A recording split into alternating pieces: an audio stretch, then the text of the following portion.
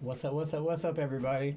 Happy Sunday. This is your boy Ash from the 420 Live Show from Carrollton Cannabis, and I am super excited to be here on a Sunday. We have a very special guest. We've been planning this for a long time, and I've been teasing it for a long time, and everybody just thought I was a liar. But see what it really was. What it really was, I was waiting for the perfect moment, and now is the perfect moment. The UFC hasn't been to Charlotte in a long time. They're doing a huge event at the Spectrum. Everyone's going. It's going to be a big deal, but it's even bigger deal that our friend, longtime friend and sponsored fighter, the man, the hometown hero, Bryan Battle, is going to be performing in front of the home crowd. We're so pumped. Today we're going to sit down. We're going to chat about a few things. Cannabis, obviously talk about sports, talk about his career, and just a whole bunch of other stuff. So thank you for everybody coming. And with no further ado, let me introduce the man himself. Is it still Pooh Bear? It's a butcher. The Butcher. Bryan the Butcher. You can feel it, right? You can feel it, right? You know what I'm saying? You can hear Bruce Buffer saying it, and it just sounds. I don't know. It sounds okay, good. so we can start there because I was looking. I was looking at some stuff online yesterday. Like I have to look up stuff about I was looking up some stuff, and then I saw the new nickname, and Shirt Dog's usually right about everything. So I was like, I didn't know about this. Tell me the story. So it was Pooh Bear, which I'll be honest, as your boy, I really embraced that. I thought that was fun. Yeah. No, but what made the change? For me, it was really when the gym split happened. And there was just a lot of things changing in my life. You know what I'm saying? Like when Pooh Bear was a thing, I was still a single guy, I was living in a house full of dudes. I hadn't won an amateur fight yet, you know what I'm saying? And so, you fast forward, all this stuff changed. Now I'm married, you know what I'm saying? I got a kid, my nephew's living with me. So just like my life outside of fighting is totally different, It just didn't feel like it fit anymore. Yeah, and then in the gym, you know what I'm saying? Now, this gym split happened, you know what I'm saying? Now, me and Tom, we got this new attitude towards things, and it just felt like, the Butcher was more appropriate for what we had in mind. You know what I'm saying? I mean, listen, it's obviously working, whatever you guys are doing, and we're going to get into a bunch of that. We met Bryan 3 years ago, or I met Bryan 3 years ago, and I was like, hey, man, let us sponsor you. And you didn't have any sponsors at the time, right? No. Yeah, and I don't know where exactly you were at. I want to go over some of the early career, too, but I don't remember exactly where you were. I know you, but I know ever since you had 2 fights before the UFC, when I knew you. And ever since we got together, and we did our little video together that time. Yeah. And after that moment, you didn't lose for 3 years. Crazy streak, right? It was. I mean, I hadn't lost since 2019, so it went from 2019 to the end of 2022. Yeah. So let's get into that a little bit. Well, first off, tell me about how you grew up. You and I see each other a lot, but we don't have long conversations. Yeah. That's. You got a lot of brothers and sisters, right? I got 5 sisters. I grew up with 4 of them, so now it's like the extended family is huge. Like we were talking about earlier, it's like nieces. There's Autumn, Ari, Savannah, Summer, nephews, Will, Taco, Cam. Wow. CJ. Keep going. Yeah, and so now it's only getting bigger and bigger. So what usually throws people off about me is that I was homeschooled growing up. Really? That's usually what people are like, what? But then after I say that, and then people around me for like a little bit, they're like, oh, I see it, I understand. There it is. You know what I'm saying? Like, yeah, you don't have like some of the social norms from. I knew people who were homeschooled, friends of mine who were homeschooled, and they, for lack of a better word, they turned out great. Yeah. Like they turned out really strong adults, and it's like. Well, I mean, to that. what I think it is a lot of times, you got the stereotypes, and it's just like it's so easy.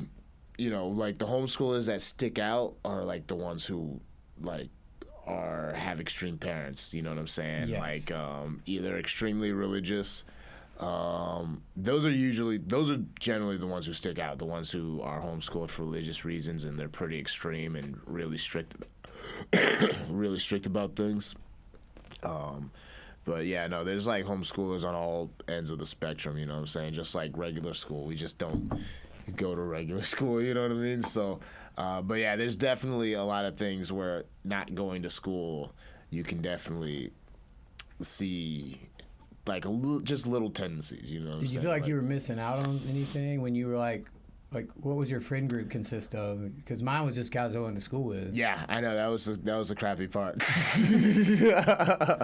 That was because once I get to high school, that's really like I hated being homeschooled. Once I got to high school, I mean it was cool, but it wasn't cool because kind of like you said, like I had a bunch of friends, but because of kind of like you said, generally speaking, your friends are who you are around the most, and who you around the most are the people you go to school with. So I was always kind of like the outside guy, you know what I'm saying? Like the last guy to get an invite to things, you know what I'm saying? So I had my friends, I say that, but like I had like really good friends in high school and stuff like that. But it was annoying sometimes, you know what I'm saying? I Just bet. like, but So you're a professional athlete. yeah. Most of us, we do sports through Scholastic. So did you play sports? Did you have an athletic background? Yeah, I played football and basketball. Like I played, everything up until like 8th grade. Football, baseball, basketball. I played soccer back in the day, and then high school it was football and basketball. My football team was technically it would be considered like a club team, and it was there for either charter schools that didn't have any sports teams or homeschoolers. My team, when I played there, it ended up consisting of, like, I was one of like 3 homeschoolers on the team. The bulk of the guys were either 5th-year seniors because in North Carolina, as long as you weren't 19 by a certain date, you could play high school ball. So like 5th-year seniors who were trying to get another year to get into college, or kids who were academically ineligible at their school. So our team, athletically, we were always just loaded. The problem is like what was up here, you know what I'm saying? And like we didn't have the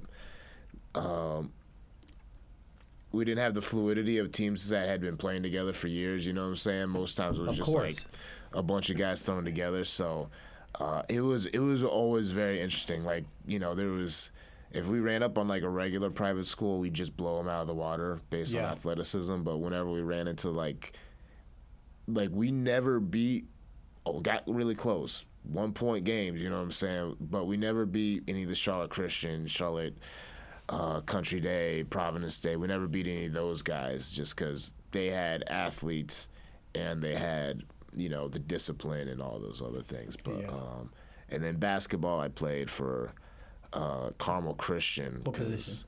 In basketball? Center and power forward. Center and power forward. I would not be. You were bigger back then. I was bigger back then, but what I will say is the Carmel Christian, I played for them. I was only able to play for them because they had just started their high school program, so they needed bodies, and so they let homeschoolers play. And we weren't good. You know what I'm saying? Like, we had a blast, you know what I'm saying? Like, I love playing basketball, but my team as a whole wasn't super competitive. Like, I shouldn't have been playing center, you know what I'm saying? Like, like, you're what, 6'2"? Yeah. I had no business playing. There were some games where I was just like, this guy's 6'5", I'm going to give 6'5", 6'6", 6'7", you know what I'm saying? Like, and that's not even on the huge end, you know what I'm saying? Like, there's some guys in high school are just, like, grown men, you know what I'm saying? But like, now, they're, like, a basketball powerhouse, right? Like, I wouldn't even, like, think about trying out for that team if, you know what I'm saying? But, so, yeah, no, I got into my sports. I was really good at football, though. Football was what I was. What position in football? Every spot on the line, but where I was. D-line? D-line, offensive line, okay. Both of them. I played, but center was like my money spot. That was the spot where I started my last couple of years. Started really kind of honing in on center. And your head's got to be more in the game on the offensive line. Like the defensive line, you got plays, but it's like go get them. Yeah, more or less. Yeah. It's like, you have to stay in your gap. You know what I'm saying? Yeah. But yeah, for most part, it's like you got to hold your spot, but you see the guy with the ball. You know what I'm saying? Mm-hmm. You got to go get the guy with the ball. Offense, especially center. That's why I like center. I played center in like B squad for 2 or 3 years, but I remember everything. I remember everything about it. Yeah. It's just like looking around, pointing. Yeah, dude, you got to be way more on point than the other linemen, and you got this job of getting the ball to the quarterback. Where if you do it successfully, nobody says anything. Yeah. But if you flub it up 2 times, it's like a kicker. Everybody hates you. No, I remember I was still trying to get it down. And I snapped it, and so I would value the accuracy over the speed. You know what I'm saying? And I snapped it, and my coach, he said, Battle, you snapped that ball so slow. My wife had a baby. You know what I'm saying? Like I butchered it, but yeah, he was just roasting me. You know what I'm saying? And normally you're like down at the dump. So I was like, yo, that was too funny. Like you shouldn't have said Could you do the long one to the kicker? You know the long one they do? I never got good at that one. I never got good at long snap. You gotta spiral it. Yeah, that's like a whole nother. There's so many little specialties in American football. Yeah, yeah, which is because it's like that's a competitive position. You know what I'm saying? Being a long snapper, like they have camps for that. It's crazy, you know what I'm saying? Like I know you meet somebody out and you're like, some girl meets him out and he like makes tons of money. Like, what do you do? You're like, well, I'm a long snapper. Yeah, it's like you're not gonna see me much, but I make a lot of money. Yeah. It's like I make like the league minimum of $300,000 a year. You will hear my name as if I do something wrong. You know what I'm saying? Yeah. But I'm there. I got a uniform. You know what I'm saying? So throughout high school, no martial arts training at all. I've thought about wrestling, but since I was homeschooled, it would have cost money to be in a wrestling club. So, dude, I wrestled 1 year in high school. Obviously, I've been training martial arts my whole adult life, so I wish I would have stuck with that a little more instead of playing basketball. But I wrestled for 1 year. Yeah, I went through the preseason and through a couple of matches, and then I hurt my thumb, and it just was like, dude, practice. I remember somebody would take their hand and they'd close it up and they put towels under the door. Yeah. And we'd wear sweats. Yeah. And so you could take your hand and wipe down the wall. They're soaking wet, right? Yeah. My dad would come pick me up. I'd peel off all my clothes, and change. And I just remember asking my dad like a month or two in, like, dude, do I have to do this? Yeah. And he's like, you got to do the rest of the season. Yeah. And I did the rest of the season. Yeah. What's funny is I still use some leg rides and stuff in jiu-jitsu that I learned from there. So it's like, it's not all lost, but man, if I'd have stuck around a couple more years and picked up a couple nice knee picks and, Well, it's, what's crazy about it is I like how Sandhagen put it when he was talking about it. He's like, there's always, no matter how good you get at it, there's always like a little bit of an accent, you know what I'm saying? And just like the fluidity, like it's like one of my teammates, Josh Motzinger, right? Like when he's wrestling, especially there was one time I went with him to Dark Horse, and he was flow wrestling with his coach, and it was just like, dude, he's it amazing. Was like they were dancing. It was like watching like art, you know what I'm saying? The way they were flowing and chaining, and you're just like, man, dude, it's like if I could do that shit, you know what I'm saying? If all, you know what I mean? Beautiful. It's just like aesthetically pleasing to watch. Like it's just weird, you know what I'm saying? But yeah, no. So you just played regular sports, and then you graduated high school. You started working. You were doing woodworking or something, right? I was in carpentry. Carpentry, yeah. I was working at Chick-fil-A for a long time before. Oh, really? Oh, yeah, man. Yeah, that was so you're doing Chick-fil-A first. Yeah, I was Chick-fil-A for the bulk of my amateur. Really? And a friend hooked you up with a little bit better job. They're like, hey, yes. man, come over here and do this. Yes. Like, you need to be able to come down from practice a little bit. My boy, he was. I went to his birthday party. Zane Starr, so I went to his birthday party. He's trained and had a couple fights. I don't know if you know. Okay, sounds familiar. I went to his birthday party after a training session. You know what I'm saying? And he's drunk and everything, and I think he was like partially joking around. He was like, "Yeah, I need some help. You should come work for me." And I was like, all right. He said, yeah, I'll pay you this much an hour. I was like, okay. Don't play with me, boy. I'm slinging these chicken sandwiches. Yeah, you know what I'm saying? I'm like, come on, man, stop playing. And his wife, she was less drunk than him, but she was also drunk. She was like, yeah. And so then, like, literally the next day I called him. I was like, what's up? They're like, okay, like I think they were like they were drunk, so you know when people are drunk, like they mean it. There's like some honesty, but I don't think it was something they were planning on actually like pitching at that moment. But like they pitched it, and like you said, I was like, man, yeah, it's good, you know what I'm saying? You got to do what you got to do, but and those are good jobs for every man to have. You know what I mean? Have jobs where they're just that they don't like, that are hard, that they hate going to. Well, at least for a minute. Yeah, like carpentry, there's like more life skills, and then like Chick-fil-A, it was just like I hated, like just like ego wise, you know what I'm saying? Like you're taking out the trash, and then someone you know from high school is pulling up to the drive-through. You know what I'm saying? Hey, Brian, you know what I'm saying? Brian, like you know what I'm saying? Like you're just like, what's happening? You know what I mean? And at Chick-fil-A, it seems like compared to all the other places, you got to be super nice. I mean, what's up with that? Yeah. I'm like, are you guys on drugs, or you're just like super Christians or something? No, they're like, hey, brought your food. Sorry about the accident. Here's extra fries. That's all in the hiring process, dude. Like they have, they really, like people are like that for real. You know, well, and that's why they kind of get like a high turnover rate because if you're not like that, you won't. You're gonna get fed up and you're like, I can't do this. You know what I'm saying? So you're telling me Chick-fil-A was the first ones to see what the tough guys saw? Like, hey, this kid's got a personality. We can do something with him. That was your first foray. You don't even realize it, bro. That was your first time that somebody said, this kid's got something. Actually, the first time I applied at Chick-fil-A, I didn't get the job. I had a friend who... Perseverance. I got it, yeah. Oh, my goodness. No, but so you do the carpentry thing, right? You're doing that with your buddy. How long did you do that? I did that for about a year before... That was before Tough came? I did it for about a year before Tough, and including the time that I was working it while the Tough show was like getting edited and airing. So up until the Tough finale, I was still working in the carpentry job, and that was good. Like that was more manual labor, a lot like picking up and lifting cabinets and stuff like that. And, but that was, like you said, it's real skill. Like I can appreciate this table. More rewarding, you know what I'm saying?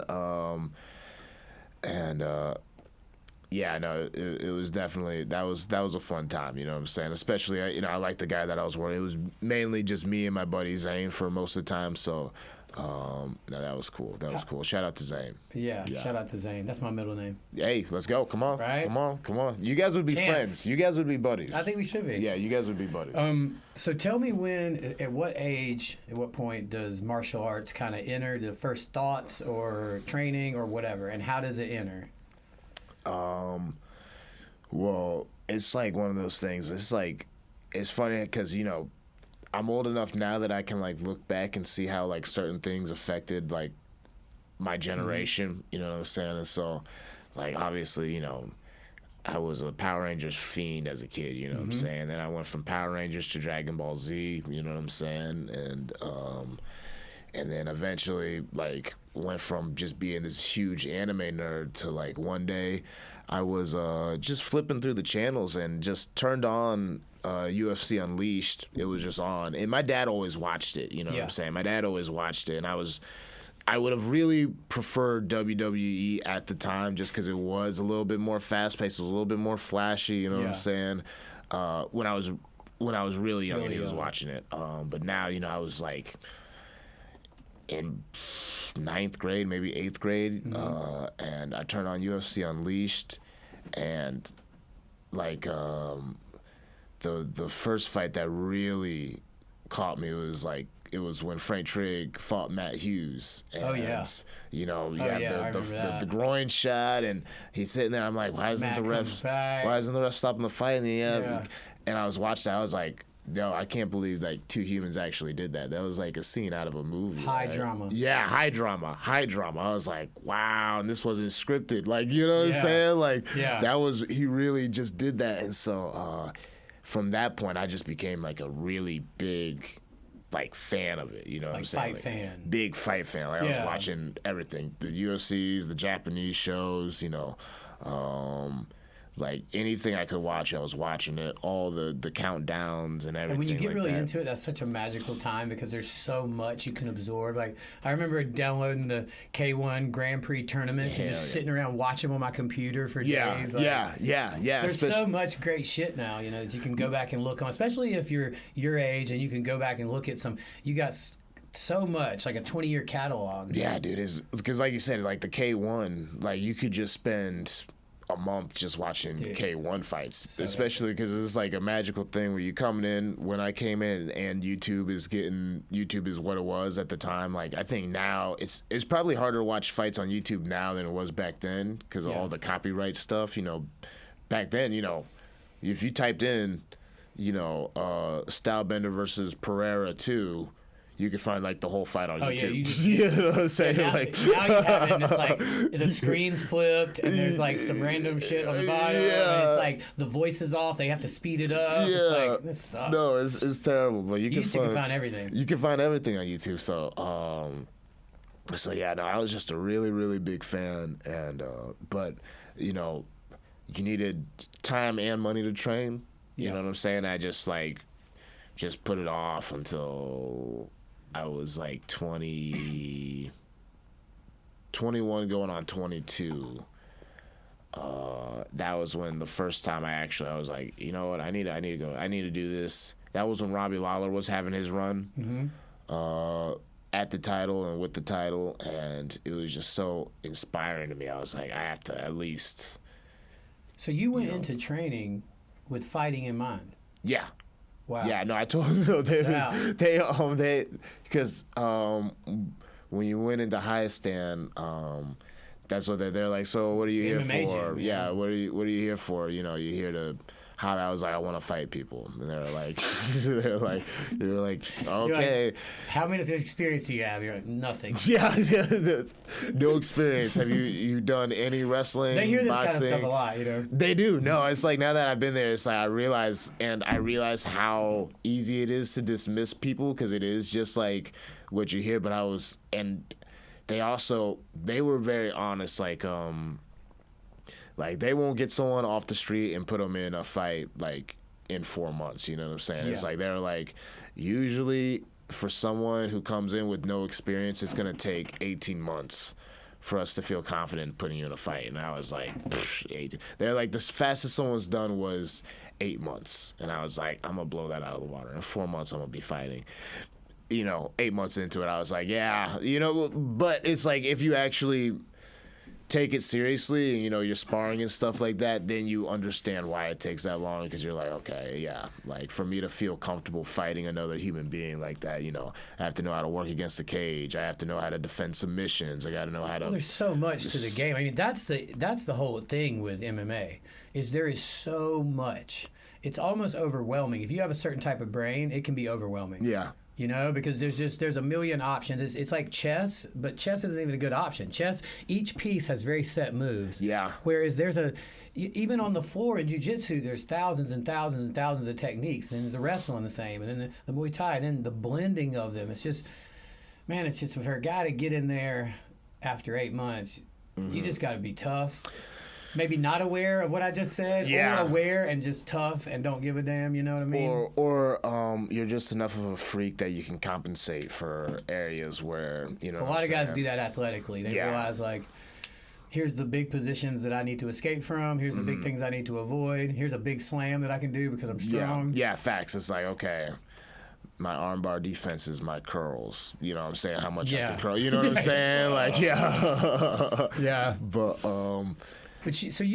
let's go. I want to look at some of the early parts because I haven't talked to you about any of this stuff. But so your first fight was a loss. Yes. Was that the one? Was that the viral one? Yes. Yes. What a trip. So listen, I didn't even know about this. I went Yeah. after the fact. I didn't even know about this until after, and I may have seen the knockout. I just because your body was so enough, I never recognized. So I didn't realize until you made the post after your big win. Yeah. You made a post that said, started from the bottom, now we here kind of thing, right? Yeah. And it was that video of your first amateur fight. You're as a heavyweight, and you get head kick KO'd. You're on the wrong side of a head kick KO, and it's ugly. And Yeah. it's like you fly to the ground and you're out, or you weren't out though. You weren't. I was out. You were out? I didn't wake up Oh my for God. a minute. Like, I asked Tom what happened like 8 times, he said. Wow. Yeah. Dude. And so you lose your first fight. I mean, this is like the worst case. Look, when guys go into fights, right? Yeah. Especially in their first few fights, what they're thinking is worst case scenario. You're like going through all the bad things that can happen. What happened to you is, with all due respect, the worst case scenario. Yeah. Not only do you get head kick knocked out, it goes viral. Yeah. And like way more eyeballs get on it than you ever imagined. I mean, To this day. that is, dude, Yeah. it's still getting To this views. day. I mean, dude, To this day, yeah. what a trip. Yeah, no, that was, because it was, going into that one, like, there was a lot of good energy from the gym, like, a lot of people really excited, and then, we saw the guy, and he cut to make 265. Dude, like, he's so big. he was a tank. Like, when he took up, when I saw him in the line for the weigh, and I saw him, I was like, oh, he's short and fat. Easy money. And then he took off his shirt, and at least at the weigh-ins, he had like actual abs. Like, you can't really see it in the fight, but he had actual, like, just gigantic protruding abs, and you're just like, oh, you're like, oh, gonna be a problem. yeah, like, oh no. And like, we were talking, so we're just talking about all the things he could probably do, and we're like, well, at least he won't be able to kick me in the head. That's like literally something we said. We're like, well, at least we don't have to worry about head kicks, And it's just the big thing is, like, in the fight, and this happens to a lot of people, it's just, I couldn't hear anything. Everything was just so fast. Like, I'm watching the fight and I don't know what I'm doing. Like, I turned into Wonder Boy, you know what I'm saying? Like, how I was fighting is not how I was training to fight. But then when I'm fighting, I'm like bouncing and I got my hands down here. I was like, what happened?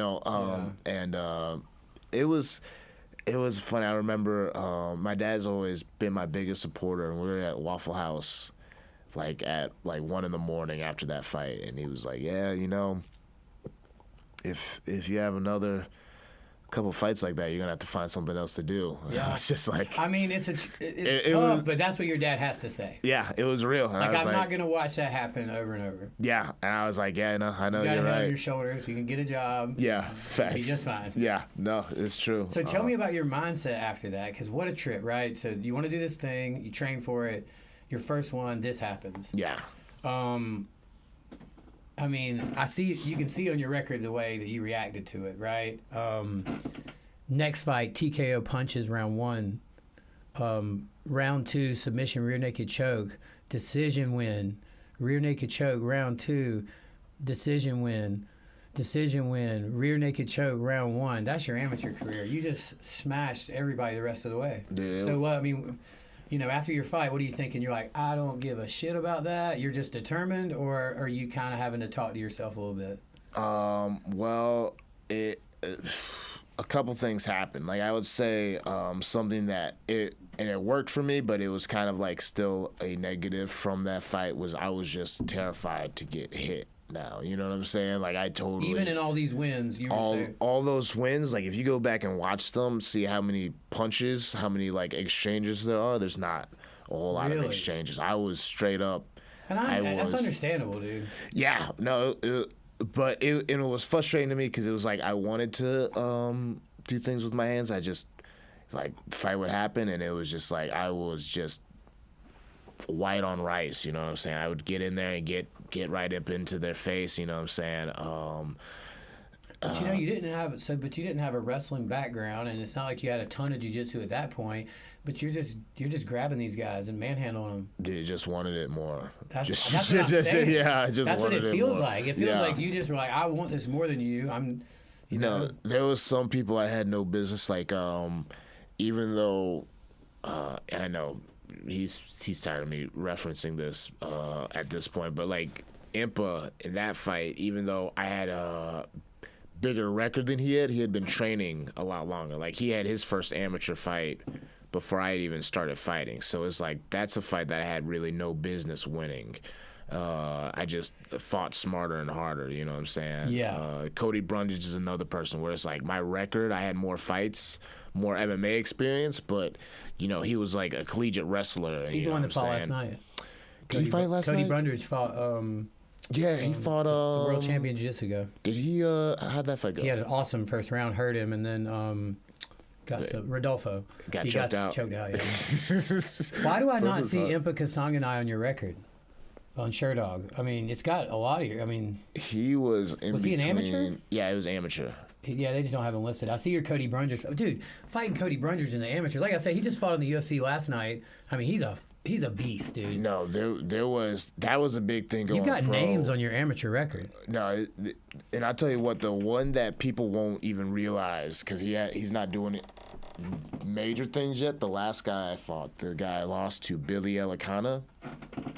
That guy. They don't even have him on here. They don't have him on there? It seems like you have a handful of amateur fights. That. How many amateur fights do you think you have? You got to peep the Tapology for the Tapology. The Tapology will have the full. Okay. I had 10 amateur fights. Okay.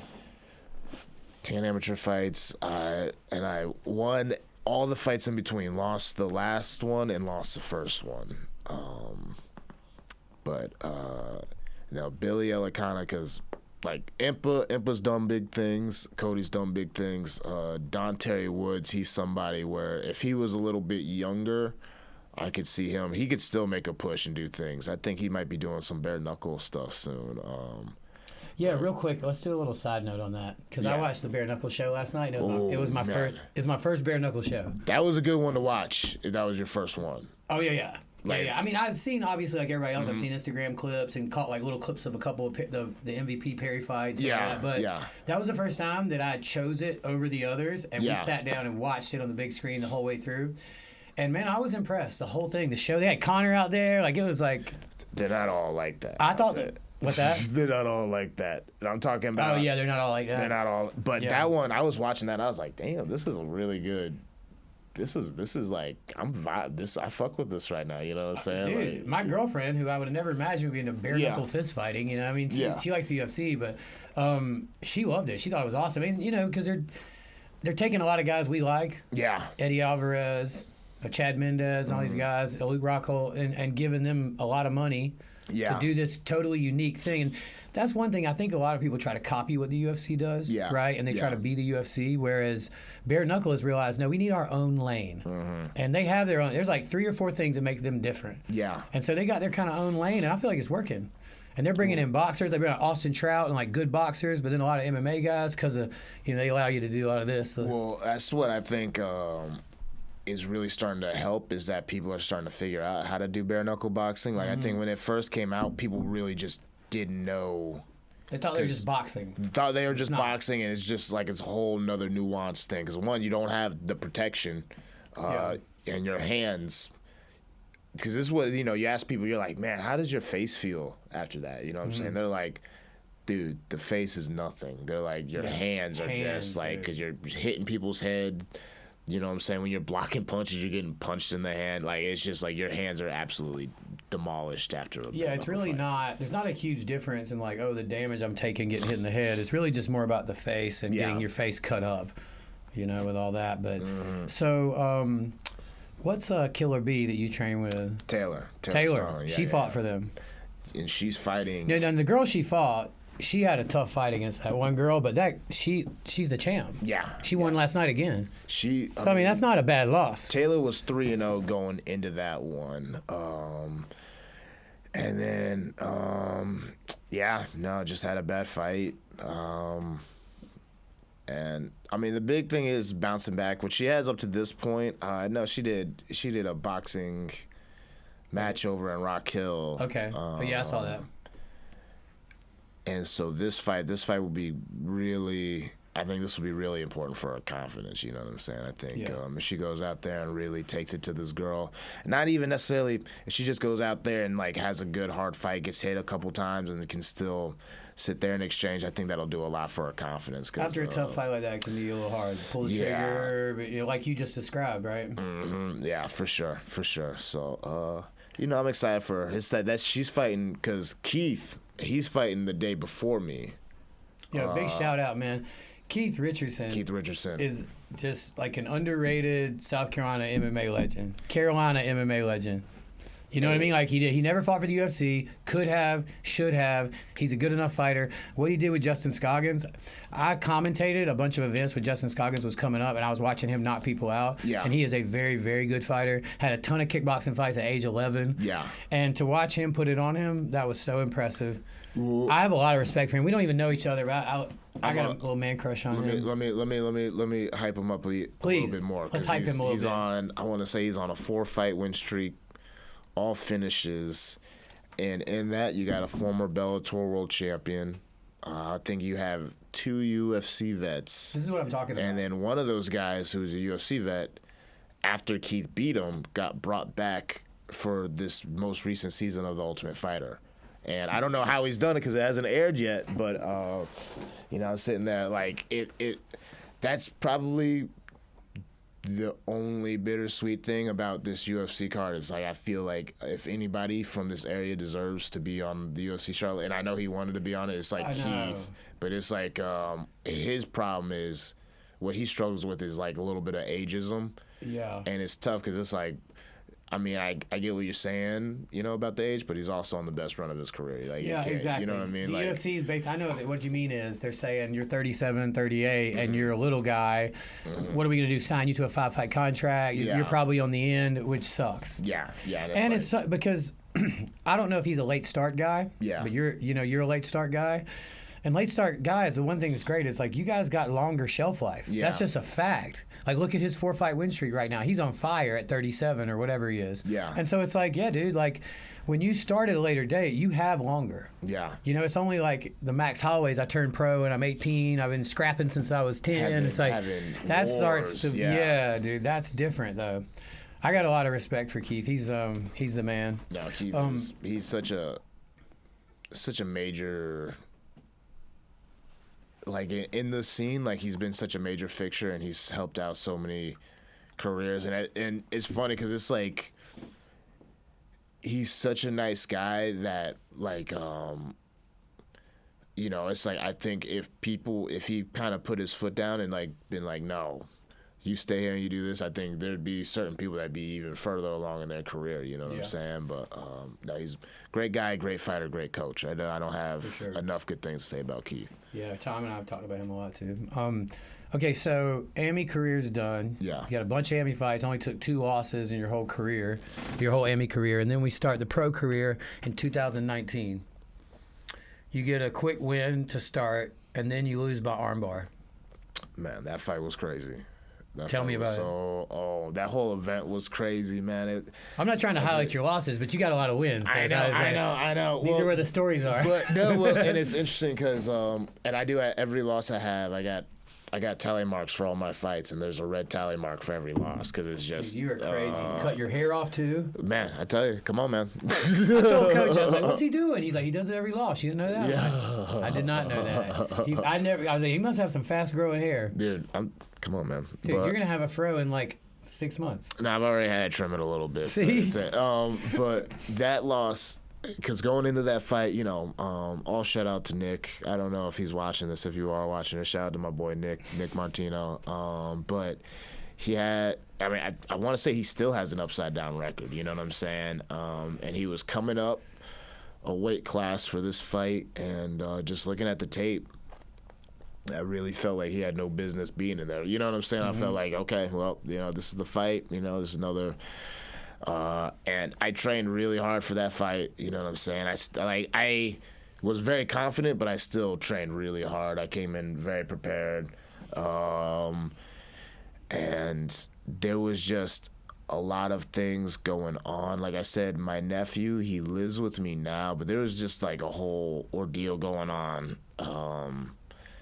at the time, and so he actually, the first time he lived with me was right before that, and like they actually took him away for a little bit. It was like that's a whole nother hour and a half. Okay, you know what I'm saying? But and so, you know, I was going into this fight, and then, you know, you're already just going through the regular fighter stuff where you're broke, and, you know what I'm saying, you're living check to check. So I was like, in my head, it's like, I needed this win, right? Like, I needed this fight. I need to get paid. I need to win. Yeah, and but it was an outdoor event, and the mat, it didn't rain, but the dew, it was in Georgia, so the humidity and the dew. Those outdoor ones, man.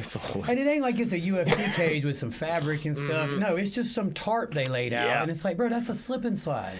And that's what it became. It became, after the first MMA fight, they were like, oh, we can't do MMA fights in here. And so, like, our coaches didn't want us to fight. They're like, they're going to put us in the kickboxing ring. Our coach was like, listen, we train in a cage. We don't.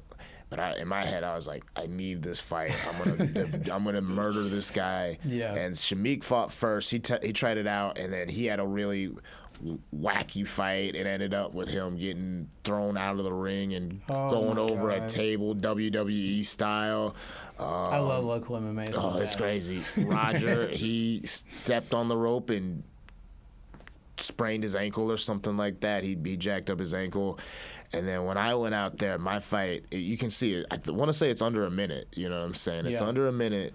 I went out there, and I was so worked up from the fights, because Shamik's fight, a lot of crazy stuff happened. His opponent was being goofy. You know what I'm saying? There was some some gym rivalry involved in it, but added pressure. I was just so amped up. I went out there, and within the first minute, I broke his orbital bone and knocked him unconscious. Wow. But I didn't notice that, and I shot for a takedown. And when I took him coach down, is going, no. He woke up when he hit the mat. Yeah. And then that's all he needed, a little time. He just needed a second, and I'm trying to get some space because he has me in close guard. And, you know, he swung the armbar around, and I was a little bit, you know, I felt him going for the armbar. You know, it wasn't something, but I was so used to being slippery and being able to just, you know what I'm saying? So I was like, okay, I'll let him do that, and then I'm going to boom, but then, you know, he threw it over. I went to yank it out, but I'm not even just dry, I'm clammy. You know what I'm saying? And I got this glove on that he can use as an anchor, and so my arm was stuck, and that's when I was like, oh, I fucked up. Oh, no. You know what I'm saying? I was like, and so I'm doing everything. He ends up hooking my leg and spinning me around. And, so I almost got my arm broken. That was probably, you know, I'm not like someone who's like, yeah, you know, I'm depressed. That was for a solid, 2 weeks after that fight. I couldn't be happy. I was like, I don't want to be sad right now, but it was like, I just couldn't not be. That was probably one of the lowest moments of my life. There's a long history. I don't know if you know about some of this. There's a long history of great fighters who turned out really great, who lost their first or second fight. Yeah. Rampage Jackson was a famous one. Bunch of guys like that. Yeah. That's just how it goes down. It's a crazy game. It's a crazy game. Like you said, there's just so many hard counters to styles. You know what I'm saying? It's like you can be great at three skills, but the fourth one is the one that this guy happens to be good at. Yeah, very style dependent game, you know. So then you go in another streak, right? You triangle choke Chambers. You get a choke against Garrett Fosdick. Then Josh Krizian, you get a TKO. And then this is where I met you. I met you right prior to Ben Fowler. Because you guys would come train over at Charlotte Jiu-Jitsu Academy, and we started working together. And I was like, man, I like this guy. I was just starting to work over here in the office. I was doing a lot of social media and stuff, and I was like, we want to kind of do some sponsored athlete stuff. Will you help me out? I'll help promote you. And we made a little video that made a lot of rounds, and it was fun. And then, in my opinion, you know, Ben Fowler, who was a good brown belt under Chewy in Tennessee. He thought he was going to grapple you or something, and he went to the cage to get his takedown. And I just feel like you're cage wrestling. And Coach had always told me that was one of the things that he felt, Coach Tom, we're going to talk about him a lot here, but Yeah. Coach Tom had told me that that's like one of the areas that people don't realize that y'all excel at, but you do, and that you're going to have advantages at. And so these guys he goes looking for a takedown, and you just wear him out on the fence. And then it's like you guys separated after a few minutes, and then he was shot, and you were normal, and then you just kicked his ass. Yeah. Is that pretty much how it went? I mean, That might have been Prison, actually. That might have been Prison. oh, that might have been Prison that went like that. That might have been Prison, yeah. Okay. Yeah. That makes sense. Yeah, because that makes more sense. That's basically how that went. He was hunting for the takedown, and then he blew himself out, and then that was a big fight because that was the most I struck after that. You know, that was when I got comfortable striking for the first time, for real, you know. Or I'd say it kind of climbed. But Ben Fowler, that was a fun fight just because that was probably like the last fight where I just kind of went into a fight and I was just like, fuck it, dude.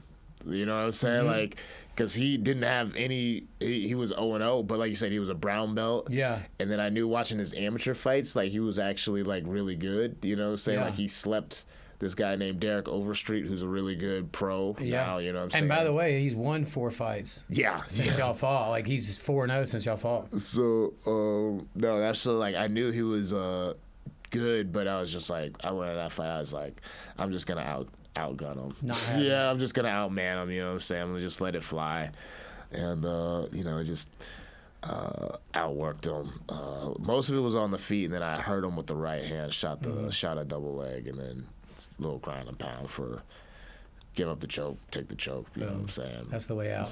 Yeah, like, choke me, please. Yeah. No, it's like that's now that's just like my philosophy on submissions, especially because when I come to CJJ, like I'll feel slick if I stay in the MMA grappling realm. You know what I'm saying? Yeah. But when I just do jujitsu with people who just do jujitsu, yes, I'm like, fuck, man. You know what I'm saying? Because it's like you. Especially with people who are good, and you've already maybe not hit, but you threatened them at least one time with your best shit, and then now they know that that's your thing, and so it's like you got to be able to like start something and then go here, then go like it's got to be a 4-step process before you can hit someone who's actually good in jiu-jitsu with the jiu-jitsu move. It's very frustrating. I think that's why MMA fighters are the most humble guys, because here's the deal. They do a sport that combines 4 to 5 different combat sports. And so, they spar with their MMA guys, but you do this. Yeah. They go around to the boxing gym and they box the boxing gym, they box the boxers. They go to the jiu-jitsu gym where guys are doing jiu-jitsu, competing at a high level, doing it all day, and they do jiu-jitsu with them. They're going to the wrestling club, and then they're having MMA practice. It's like, so in any one of those rooms, those guys, that's their specialty. Yeah. So it's not like you're getting your ass kicked because you're in shape and you're a beast, but you've got guys that are more skilled than you at these individual disciplines. So it's like, it's a very humbling experience, you know? It is. Just like weekly, you know what I'm saying? Because it's like one day I can have like a good day, but then literally, like on Tuesday I can have a good day, but literally on Thursday I can go and just get like thrashed, you know what I'm saying? Get like tapped like 3 times. You're just like, you know what I'm saying? But that's the beauty of it, right? Yeah. But no, it's all good. Because like you said, it does keep you humble. And then that's why I don't think people realize how in the weeds you can get into it with jiu-jitsu, you know what I'm saying? Like jiu-jitsu, that's one. That's a lot of MMA guys are just taught to like stay out of the weeds. Yeah, you know what I'm saying? Yeah, stay out of the weeds. Don't play around in the weeds. There's no point. Because like in jiu-jitsu, it's like you got to get into the weeds. A lot of times you got to be like, oh look, here's an arm. You know what I'm saying? I know you want it. I know you want it. Come on, man. You know what I'm saying? Then but it's like, that's when like people, all these competitions are coming up, all these grappling competitions, and people were like, you should do a grappling match. I'm like, I don't know, man, because it's like with me having any kind of clout, it's like that means I'm gonna get an absolute like someone who really just like, dude, they're just doing this. Yeah, they're just doing it. You know what I'm saying? And it's gonna be I'm either gonna get tapped out quick, or it's gonna be a boring match where I'm just like controlling position the whole time. I think it'd be good if they match you up. Like, you deal with promoters who we know, and they match you up with the right kind of guy. You know what I mean? Like, because you can have some. It's good to get out there and compete, but I know what you mean. I remember back. I mean, I've been around lots of guys who like in the UFC, and a lot of guys are very hesitant hey man, let's roll, and they're like, why? So you can try your hardest on an ankle lock and tell everybody. Yeah. You know, and I'd rather just train with my people. Yeah. You know, I get that. It's that one I don't mind, especially if there's no phones around, right? Because it's like you said. I mean, if you catch me in an ankle lock, all right, you got. How'd you do that? You know what I'm saying? It gets me like. I think that's like one of those toxic gym things. It's like you can't be having. Because it's like one thing if it's like an understanding, right? It's like, hey, yo, I got my phone. I'm going to make some, and you're like, cool, I need some content. You know what I'm saying? I need some footage. But if you're doing like a hard like competition kind of deal, you know what I'm saying? Yeah. Like one time I was helping someone with some hard sparring and I was giving them a look, right? Someone I could throttle. You know what I'm saying? But, you know, I'm helping them out. I'm giving them a look. You know what I'm saying? And, you know, but then a clip from that makes it on the social media. I'm like, come on, man. Come on, bro. You know what I'm saying? Now it's so like, funny, right? Next time we spar, you're going to have your camera out. And I'm not going to be giving you a look. I don't want to throttle you. Yeah, you're like, bro, you don't know it, but I just put that one in the memory bank. Yeah, you know what I'm saying? That happens to me. I remember that shit. You made my list. So the Ben Fowler fight essentially gets you an invite to the Ultimate Fighter? How did that work? It helped out a lot. I was already talking to you reach out? People. Did you reach out to them, I mean? Actually, the Crizin fight, after the Crizin fight, that was my first fight for B2, and the B2 people were so impressed after that fight that the matchmaker, he was like, hey, they're having a new season of Tough. 85 is one of the divisions. You should apply. And I was just like, I mean, I will, but they're not, you know what I'm saying? They got all these high-level prospects and whatever, but I hit up my agent, who just so happened to be best buddies with one of the producers and whatever, so he was like, oh, yeah, no, I think you'd be a great fit. And so, you know, start that whole process. And originally there was supposed to be a tryout in December, which was funny. It was the week of my wedding, so I would have had to go out for this tryout and then fly back the day before my wedding. But then COVID kind of had a resurgence, so they canceled the tryout. And then they just kept on pushing things back. So I'm messaging, I'm like, hey, what's happening? They're like, hey, we're still trying to figure things out. And so I had this opportunity to have another fight. And I was like, well, I asked my agent, I was like, what do you think about this? He was like, he's like, another win would really help you out right now. If you go out there and have a good performance, that would help you out. And so I think that's part of the reason why I kind of went in there, and I was just like, yo, fuck it. You know what I'm saying? Yeah. Like, I'm going to make this as entertaining as possible. Yeah. But then after that fight, I almost took another fight too. But then that's when my agent was like, stop it. Like, you're they good. like you, so you're good. And so they flew us out, and we were just like, we didn't know if we were on the show or not, but we were going through all the medicals, and we had to quarantine for a week. And so like the whole week, like, you're like, so we're on the show. And they're like, maybe. You know what I'm saying? They're like, possibly. You know what I'm saying? Like, and so, but you know, I was really telling the producer, I was like, come on, man. You know what I'm saying? Come on, man. You know what I'm saying? Yeah. Like, let me on the show. Like, all you gotta do is let me on the show. I'll take care of the rest. You know what I mean? Yeah. And so let me fill in a little bit about, because we have a lot of people watching who aren't necessarily familiar with some of the stuff we're talking about, but so the UFC kind of became, it went from not being that big to blowing up because of this Ultimate Fighter TV show, right? And it happened, now Bryan is the season 21 winner. 29. 29? 29. I thought you were 21. Bro, I've been writing 21 on everything for a year. No, 29, yeah. They're about to have the 31st season. Thanks. So you're supposed to correct me on some of this stuff. So anyway, there's been 29 seasons of this, and the winner gets a contract to be in the UFC. Chael, is that good? Okay, cool.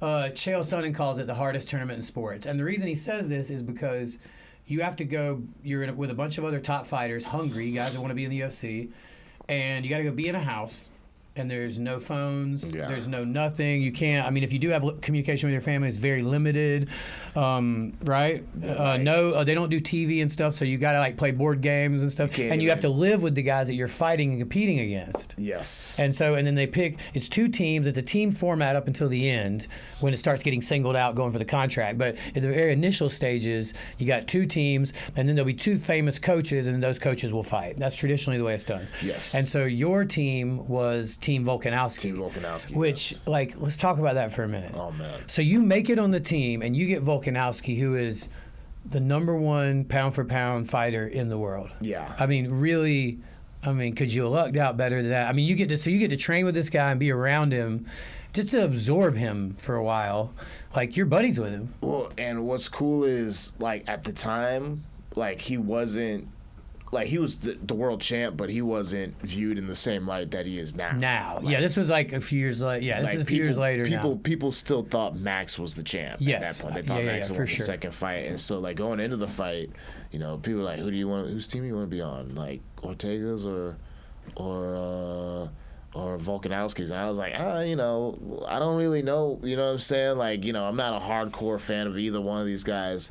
But when they showed up for the evaluations, like, Volk's staff was just stacked, you know what I'm saying? Frank Hickman, you know, I recognized him. Frank Hickman. Frank and Woody, I recognize both of them from the Tiger Muay Thai videos. Yep. Frank is a legend. You know, you see him in Stylebender's corner. Yeah, dude. Like, I love those guys. Oh, They got a beautiful new gym. dude, no, the Bang Tao. Let's go, bro. Bang Tao. Let's get a flight, dog. We need to go. I want to go there. Oh, no, it looks awesome. You know, they always got killers in there. Mm-hmm. So you see his staff, and you're like... And he had Craig Jones, too. Oh, Craig Jones was yes. over there. You know what I'm saying? I'm like... Craig Jones is one of the top jiu-jitsu guys in the world. And Ortega, he had Tiki and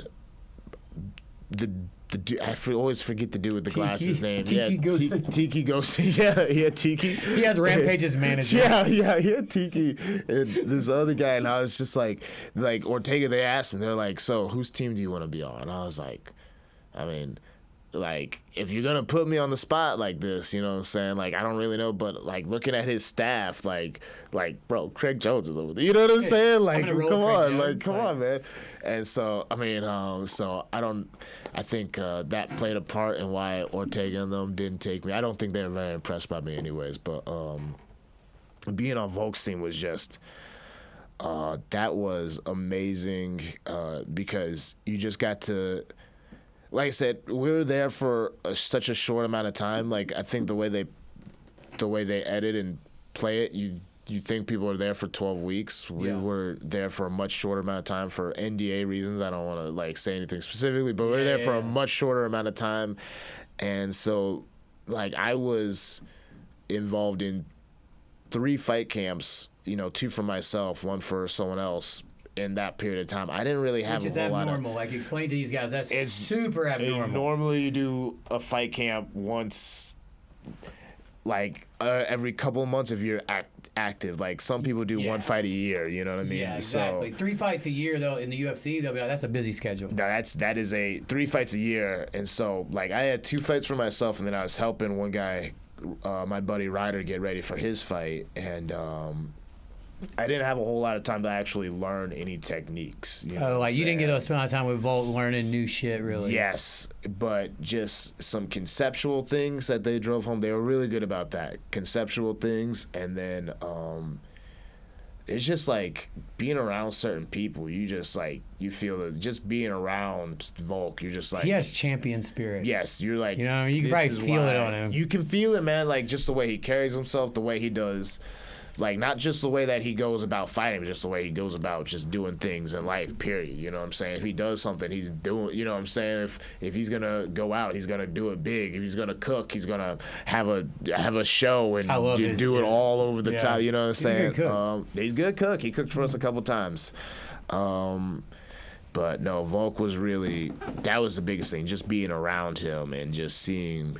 And then it's like now, like, watching him climb to where he's ascending even further, because he was already a world champ. He was already like one of the best fighters in the world, but to ascend even further than that, you know what I'm saying, become arguably the best fighter on the planet, you know, it's just like, okay, you know, it's like that's what I gotta be like if I want to Facts. get to those heights. You know what I mean? You guys still have like shoot each other messages? Yeah. I'm sure he's seen some of your success. He's happy. No, for sure. We message. We will shoot each other messages. We probably, this is something I like kick myself for. We'd probably be in a lot more contact if I was better at communicating. I'm a prolifically bad communicator, and yeah, I they woke up live. this morning just still unsure if we were going to be here today. I gave you room, bro. I was like, all right, we're doing it on Sunday, and then I also woke up today and I was like, I think we're doing that at 12. Let me check my phone real quick. You were like 11 question mark. I'm like, nah, bro, that's in a few minutes. Make it 11:30. But and they live on the other side of the world. But but no, they're really cool. Volk, his coach, Uncle Joe, awesome dude, awesome people, and they definitely, like I said, just being around them more than anything had an impact on my career. You know what I'm saying? Yeah. Like, it was funny when I came back. There's a lot of things that people watching me do, and they were like, "Oh yeah, you could see that he got that from Volk." I'm like, I always did that. Yeah. You know what I'm saying? Yeah. I was like, that drove my coaches crazy. Oh my God! That drove them. They spend your whole career with you, teaching you everything you know. Yeah. And then these fanboys are like, "Oh, that's just 3 weeks training with Volk." Yeah. That's why he does that. Yeah. Like, what are you talking about? I know that drove Tom nuts. Oh my goodness. Because coaches already don't get near enough credit. Like, no one even knows their name. No one cares about them. And then on top of that, he's like, "Damn, you know." Yeah. No, that made me laugh a little. You know, but it is what it is. Let's talk about. Okay, so they do a draft when you get on the show. They do it on the show. They draft you. Yeah. One by one, they pick. Yeah. First pick, second pick, third pick. What pick were you? I was the last pick for my team, second to last overall. The disrespect. Oh my gosh. How did you feel? So I knew when we went into it, I was like, I felt like I should have been the first pick, but I was like, all right, let's be realistic. Some of these guys got collegiate backgrounds, you know what I'm saying? They got hype. You're probably not going to be the first pick, realistically. Mm-hmm. But I should be the first pick. So the first pick's going, I'm like, all right, that's cool. That's what we expected. All right, we're good. Okay. Second pick's come around, and I'm not one of the second picks. And I'm like, that's interesting. It's interesting that they took those guys, but at least I'm not going to be one of the last picks. So the third picks happened. I'm like, what did I do to them? Like, I was like, did I do that bad in the evaluations? I was like, did these guys watch any tape? Did they look at our records? You know what I'm saying? But yeah, no, it was whatever. And on the show, you can see me. I kind of do like a half smile. I do this, but when I got over off camera, I was like fuming. And they did matchups for the first 4 fights right after that. Yeah. And I was on there and I was demanding to fight Petrosky because he was the first pick for the other team. I was like, they were like, who is everyone? I was like, I want to fight. Yeah, he was first pick. He was the first. I was like, I want to fight Petrosky. And he is a beast. Yeah, I mean 4-0 in the UFC now. Yes, I mean a monster, right. And is a physical freak. Yeah, looks like he shot out of a cannon. Big, muscular, can wrestle his ass off. Has a gas tank. He could be in a WWE or something like that. Bro, you know what I'm saying? I mean, he was the first pick for a reason. Yeah. Now you fought another guy first. Yes. Right, but then you ended up getting matched up against Andre, and that was in the semifinals, right? And you choked him out with a ninja choke in round 2, which was, dude, that was so epic. Can you talk about that fight? Because, you got to think, everybody in the house, they've trained with you. I'm sure they know you're good. Yeah. But everybody in the house is thinking, Andre's probably going to beat him, maybe. Well, at that point in time, by the time we got there, after about a week in, I think that's kind of when you kind of start forming an idea that it's okay, this guy was picked at this place, but he's not that. And then, you start talking about people you fought, and it's just oh, yeah, I fought this, but they're like, oh, you fought it? Oh, you fought him too. Oh, I did better than you. Yeah, so you just talking about your record, and Petrosky was interesting because he had known someone, he had trained with someone that I had fought, and then he had been looking, so he kind of he had his eye on me from the jump because he had kind of watched some of my fights and stuff like that, and By that point, it was kind of like Petrosky was the favorite, but I was like the dark horse. So by the time like we actually got matched up, there was like a lot of tension. Like a lot of tension was built up, and I think it was kind of like. I'll be careful saying this because Trey was really seen as a threat, but I think some people would have thought, whoever wins this will probably win the show. You know what I mean? And then, the fight itself was interesting because, the very first part, up until the head clash happens, that's, according to game plan. I'm stopping the takedowns, getting up, he's starting to fade. This is exactly how we saw it happening. Then the head clash happens, he gets some rest, and then he was able to get enough of a takedown to start. He got his hooks in deep enough that it was a struggle. And he is a strong dude. He is really good with his hips, really good at transitioning. And so the second half of the first round was pretty scary because I knew that I was in a compromised position, right? He just had to get deep enough on something, you know what I'm saying? There was multiple things, there was multiple fires burning at one time, you know what I'm saying? He just had to, stoke one of those flames hot enough that it would have been a wrap, but we survived it. And then after we got out of the first round, I knew. I was like, okay, it's done now, you know what I'm saying? And so the second round come out, we're striking, getting better at the striking. He landed some stuff, but they really blew out of proportion the significance of the strikes that he was landing in the second round. Yeah. And they, shot. Ortega was ripping him on letting go because he had one of those body locks around the back, and he let go and went for the leg. But I was pulling my elbow through, so it was I was gonna gain a position that probably would have led to a knockout, you know what I'm saying, because then we would have ended up clinched. But he switched for the leg, and, that reverse guillotine is funny because that's something that we've been drilling from day one. I love that choke. Day one, we've been drilling that, and I almost did it in a fight with Josh Crizzen before, and I lost it because of just one little mistake. Because it's all about keeping your chest on top of the back of the head. Yep, you know what staying I'm saying? over it. And so this one is and then I was just holding it, and it was almost surreal. You know what I'm saying? You're I remember this moment. You're crazy. Okay, all right, this is in. Then he's struggling. You're there's no way. And then then he's tapping. You're you know what I'm saying? Wow,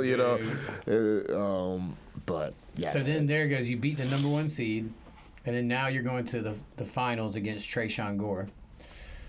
It's a weird thing because I have been known you for a few years at this point. Obviously, I'm just pulling for you so hard, and then this kid Tresean Gore, where I'm from Myrtle Beach, South Carolina, and he is from where I'm from, and from his age 16 to 18 or 19, I would train with him a little bit. And it kind of became a thing where he was training at a very small jiu-jitsu gym, and he was beating everybody up. Yeah. And the coach basically said, look, man, we love you, but we're going to send you down here to Lima's or wherever in Georgia where there's MMA fighters for you to fight. You know what I mean? It's kind of that thing.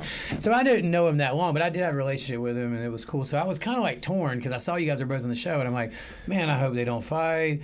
And here you guys are fighting in the finals. And so it ends up getting canceled. He has to pull out. Yeah. And so there's a replacement, Gilbert Urbina. I commentated fights for his brother a few times. What's his brother's name? He has two of them. The older one. Oh, my goodness. It's okay. Yeah. I follow him on Instagram. I can't remember this. But so you have a great fight against Urbina. You look beautiful. Win the trophy. You take a picture with the trophy and you put it in our central store. It's beautiful. Dude, it's a trip, man. Since you made this run and you won the show and did all this stuff, that picture we have sitting there, it's just like a trip. How many people come in and they're like, do y'all know Bryan Battle? And I'm like, yeah. And then Joe and John are like, yeah, of course we know him. And then they're like, Ash trains with him, And they're like, no way. And it's such a trip, because a few years ago, it's I remember you had to make a new Instagram when all this happened because it was yeah, dude, your life is about to change, And well, I got locked out of my Instagram. Oh, okay. I got locked out of my. Well, it was a good fresh start anyway. Yeah. I think it's doing good now. It was all right. I wasn't mad about it. So you win the Ultimate Fighter, you get the trophy. It's awesome. You get a UFC contract.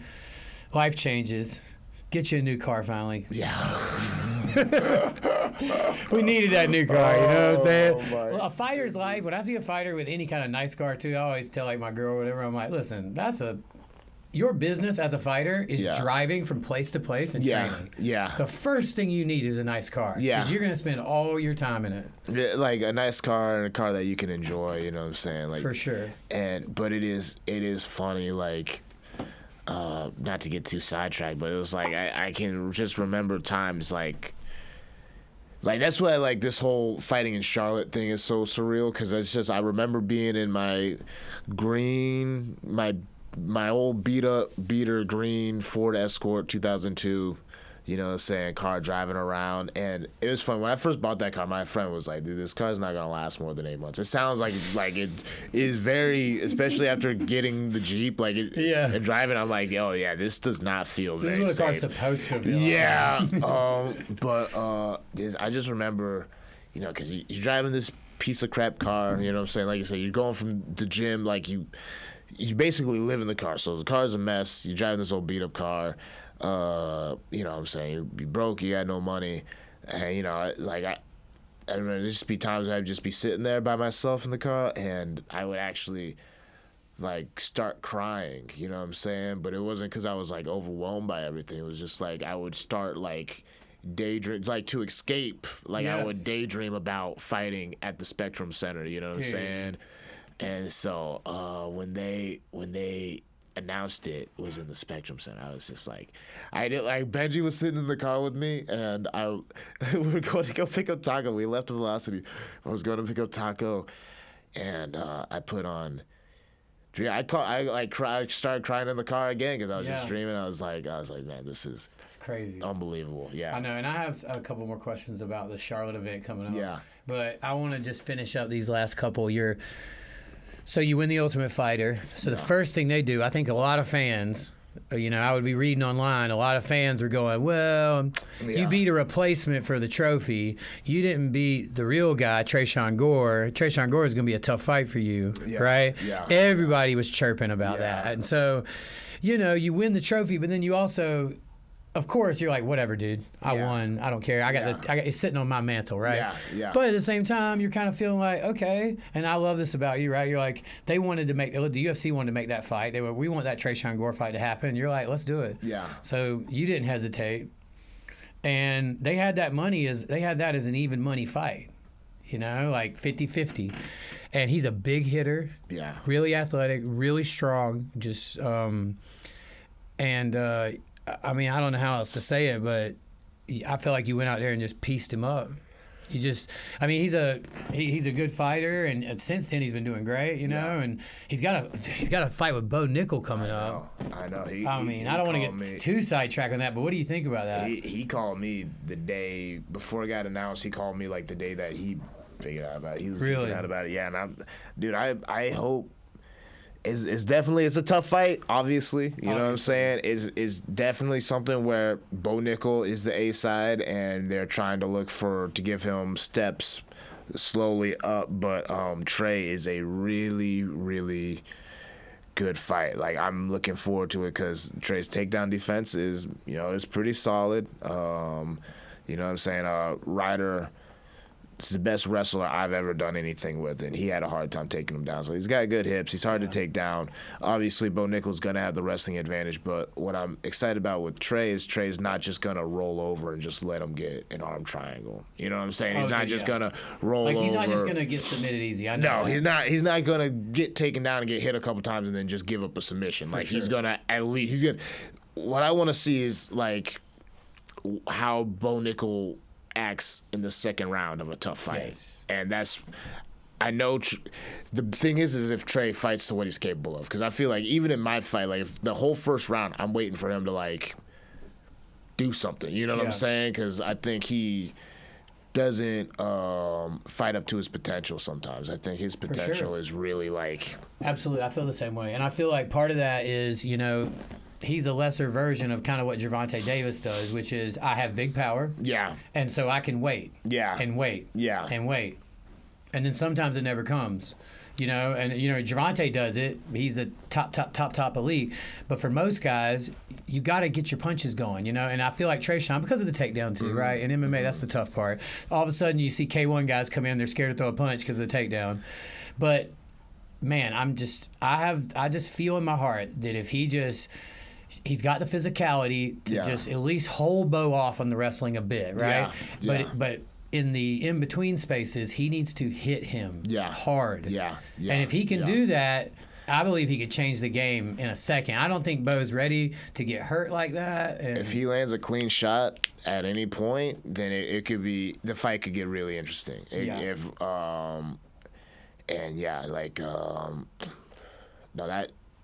I'm looking forward to that fight. I think as people who actually know Trey and know what he could do if he really came out there, and because talking about the Tank thing, that's how he is, right? He's just waiting for that opening to come. When he sees an opening, he takes it. Yep. But in MMA, there's just too many things, right? Absolutely. You going against me, I'll throw front kicks to keep you out of punch range. Period. You know what I'm saying? And Gervonta knows that y'all are gonna be standing up on the feet boxing the whole time. Whereas Trey, it's like, dude, in a second, this guy might push you up against the fence and hold you for 2 minutes. Yeah.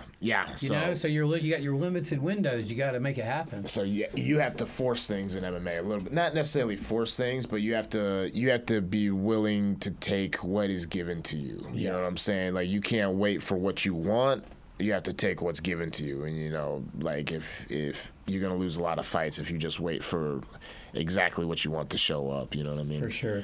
You win your fight against Trayshawn Gore. Kind of like, you win the tournament. I feel like that even solidifies your win. It's like, here's the bet. I beat the number one pick, and now I went and beat the guy that y'all said that I didn't get to fight and that could beat me. I beat him.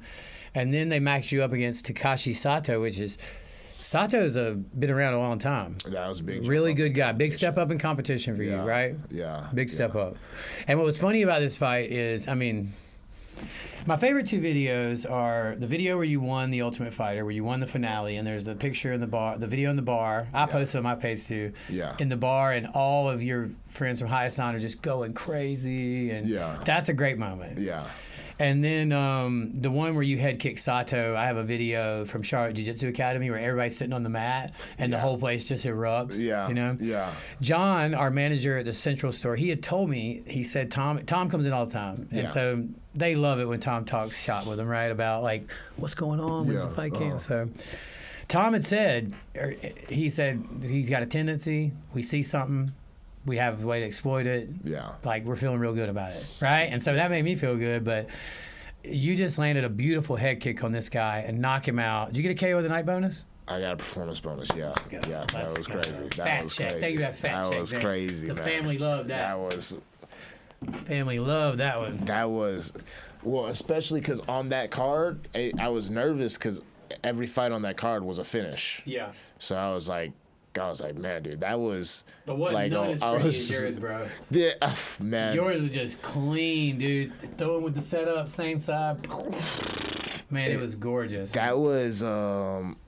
It was funny because in that fight, the first exchange we had, he threw something. I was just like, man, it's just it's crazy because you just get so sharp and you get so locked in. It's he threw punches. If I watched the tape back, it looks a lot faster than it felt in the moment. He threw the punch, and I almost felt like he was just I almost felt like he was lethargic. I was that was slow. You know what I mean? And then he threw something to the body, and the second one he lands a shot to the body, but I actually. I don't know, maybe this being an arrogant dickhead, but I was like, all right, go ahead, let me see what you got. And so I didn't back up when the second one came because I wanted to, do a power check real quick, you know what I'm saying. And I actually started smiling afterwards. I was like, I'm gonna destroy it. You know what I'm saying? I was like, I want to destroy this guy. But even with that, the first punches I threw he threw something, I parried it, and I threw a jab, and he leaned off, and I was like, man, it can't be that easy, right? You know what I'm saying? Because like you said, that's what we've been working on, same side head kicks, and so then the second one came, fucking boop, boop, boop, bang. You know what I'm saying? It was just like a rap. You know what I'm saying? It was. And it's kind of comes full circle because earlier you were saying, you know, and after that, your first amateur fight, you kind of lost the faith in your striking. Mm-hmm. And then here you are, Trayshawn Gore is a scary striker. You basically strike him up the whole time. And then you head kick Sato, who's a striker too, trains with Henry Hoof. Mm-hmm. You head kick him, knock him out. So it's kind of like, obviously, you're feeling yourself with the hands more than you used to. Dude, it is. Obviously, things have changed, right? It's just, when I first got into it, you know, once again, I think this goes back to just like growing up and like what you watch, you know what I'm saying? Like all the action stuff, you see people with their hands and their feet doing stuff. And so when I first got into it, you know, like I said, Robbie Lawler and Anderson Silva, people I loved. And I knew I had to grapple, right? Like I was just like, I started striking and grappling at the same time, but it was more of like I wasn't one of those people that watched Toys Crazy and I was like, oh man, jiu-jitsu's incredible. It was more like I wanted to be a striker and I knew I had to grapple. You had to grapple. And it just so happened that I spent all my amateur career being a grappler. Because there's still some people where it's like if you watched me fight locally before I went to the UFC, like you think of me as a grappler, right? Cage grappler, take people down. And now it's like in the UFC, it's like, oh, this guy's a striker now. You know what I'm saying? So it is funny how that goes, and it's just like, you know, the human brain is just a weird thing. You know what I'm saying? It's weird how like it can just adapt and do things. You know what I'm saying? Like based on how you need it to do it. You know what I'm saying? Like I wanted to be a striker, but I became a grappler because it's like I felt like I couldn't strike. You know what I'm saying? So it's like, okay, if I want to win fights, I'm gonna have to grapple. And then now it's kind of like it's like my first pro fight, that was the last time I really grinded someone, and I just didn't enjoy the fight. Like I was like, that's beat. I don't want to fight like this anymore. Like and it's like you're in a game of making money and fans, and they're all related, and you know you're putting on a show. You're an entertainer, bro. Yeah. You're an athlete, but you're an entertainer. Yeah, facts. Let's see. So you don't have any hair anymore. You had this long, flowing Hercules locks, right? You were the wavy Hercules. You know what I'm saying? You know what I mean? That's a good nickname. You could have gone with that, but not anymore. So you cut your hair, so that means you took another L. Yes. So you're riding high off, a ton of wins in a row. The show, 2 big wins right after the show, and then tell me about what happens here. Just recently, you take a short notice fight against an impossible name to pronounce. Seems like a Russian fellow. Rinat Fakhretdinov. Rinat Fakhretdinov. Yeah, it's a mouthful. It is a mouthful. I feel like there's some cursing in there, doesn't it? Oh man. So yeah, like I haven't spoken to you about this fight at all. But I talked to Tom for about an hour and a half about it at work. Yeah.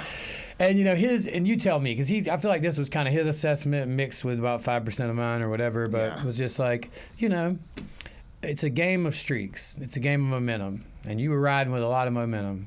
And when you're winning, you're getting those double checks. Yeah. And occasionally a bonus check. Yeah. They feeling real good. Yeah. Right? And you're like thinking, here's some dude, you know, probably a good fighter. Everybody in the UFC is good, but I'm on one right now. Yeah. And I could take this on short notice. I can make the weight on short notice.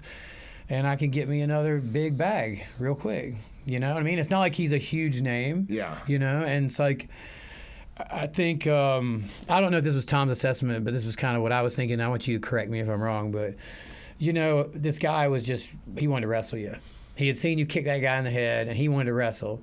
And I don't think you were 100% prepared, at least maybe mentally, but not with the camp, you know, to be ready for that constant wrestling. Am I wrong about that? Or what were you thinking going in? How'd you feel going in about this guy? No, there's definitely, that's a big part of it. That's a big part of it. But there's other factors that contribute. It was going into it, when I took the fight, it's partially, I want to make another double check. Christmas was coming up. I hadn't fought since August, and I was like, guys, my last fight was 44 seconds. You know what I'm saying? I'm just sitting here like I'm ready. And there's part of me where it's like, like I got tired of hearing about like the head kick, because it's like, it's like if I retired after the head kick, then that would have been dope. You know what I'm saying? But it's like, damn, I'm still fighting. Like I want to like, and then your old news, like my fight happens, and then literally the next week,